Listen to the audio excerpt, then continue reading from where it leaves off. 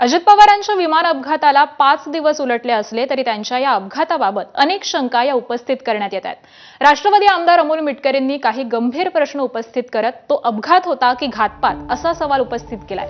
विमान अपघातावेळी धुकं नव्हतं तर तिथं धोका होता, त्यामुळे अजितदादांचा 100% घात झाला असा संशय आमदार मिटकरींनी व्यक्त केलाय।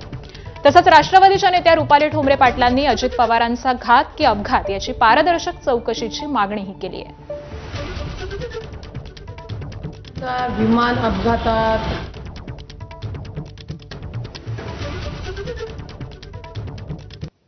मला निश्चित विश्वास आहे की हा धोका नव्हता, हा धोका होता आणि अजितदादांचा हा 100% घात झालेला आहे। त्याकरता मी हा लढा जिवंत आहे तोपर्यंत देणार।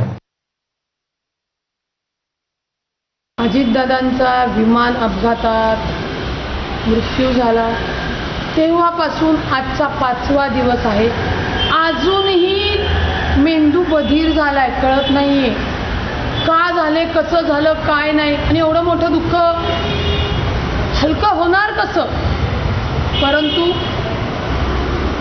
आज 5व्या दिवशी मग थोडासा विचार केल्यानंतर की हा अपघात आहे का घात आहे। 6 माणसं सातत्याने सांगितली जात आहेत। 6 माणसं सातत्याने सांगितली जात असताना आपल्यासमोर 5च माणसं आलेली, 6वा माणूस कोण।